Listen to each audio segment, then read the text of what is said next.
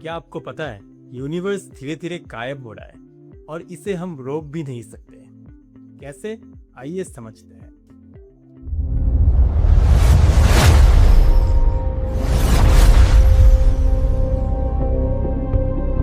Imagine करो आप रात में आसमान की ओर देख रहे हो और इन बिलियंस ऑफ तारों की जगह आप कुछ भी नहीं देखते हो। पूरा का पूरा सन्नाटा, एकदम ब्लैक स्काई, न कोई भी गैलेक्सीज नहीं, कोई भी स्टार्स नहीं, कुछ नहीं। तो कैसा लगेगा आपको? सिर्फ और सिर्फ डार्कनेस।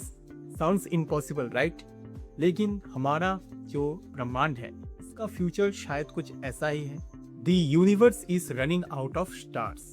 राइट नाउ हम यूनिवर्स के एक गोल्डन एज पे जी रहे हैं। आप रात में आसमान की ओर देखते हो तो आपको तारे चमकते हुए दिखते हैं, गैलेक्सीज दिखते हैं, हर चीज लग रहा हो मानो जिंदा हो। बट सबसे शॉकिंग ट्रूथ ये है कि जितने भी स्टार्स आज तक बनने वाले थे हमारे यूनिवर्स में, मोस्ट ऑफ देम्स ऑलरेडी पैदा हो चुके हैं।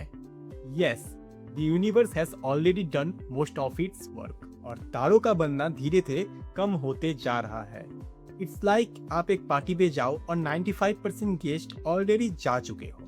What happened after the big bang? इसे समझने के लिए हमें बिग बैंग में वापस जाना पड़ेगा। Right after the big bang कुछ क्रेजी चीजें हुआ। Cosmic inflation. यूनिवर्स बहुत तेजी से फैल रहा था। टाइनी एनर्जी फ्लक्चुएशंस स्ट्रेच होकर मैसिव स्ट्रक्चर्स बन रहे थे। ग्रेविटी हर चीज को खींचकर गैलेक्सीज, स्टार्स या फिर जो भी आज आप देखते हो हर चीज को बना रहा था। और बिग बैंग से जो एक्सपेंशन शुरू हुआ था वो एक्सपेंशन आज भी हो रहा है और ये एक्सपेंशन बढ़ते ही जा रहा है because of something mysterious called dark energy, the invisible wall of universe. Universe को आप एक जाइंट बबल की तरह समझो। इस जाइंट बबल में जो चीज हमसे जितना दूर है वो हमसे उतना ही तेजी से दूर जा रहा है। इस बबल में ये जो एक्सपेंशन हो रहा है, किसी एक पॉइंट पे ये एक्सपेंशन लाइट से भी ज्यादा तेजी से हो रहा है और उन पॉइंट्स में जो भी स्टार्स, गैलेक्सीज या कुछ भी हो जो आज लाइट छोड़ रहे हैं, वो लाइट शायद हम तक कभी पहुंचने ही नहीं वाला, क्योंकि स्पेस का एक्सपेंशन ही खुद लाइट से भी ज्यादा तेजी से हो रहा है। और इसी लिमिट को हम कहते हैं कॉस्मोलॉजिकल हॉराइजन। इस कॉस्मोलॉजिकल हॉराइजन के पार ना तो आप कभी जा सकते हो, ना ही आप कभी देख सकते हो। और सबसे डरावना पार्ट तो ये है कि ज्यादातर गैलेक्सीज इस हॉराइजन को ऑलरेडी पार कर चुके हैं। लेकिन एक मिनट, कोई भी चीज लाइट से भी ज्यादा तेज कैसे जा सकता है? रिमेम्बर, मैंने कहा था स्पेस का एक्सपेंशन लाइट से भी ज्यादा तेजी से हो रहा है।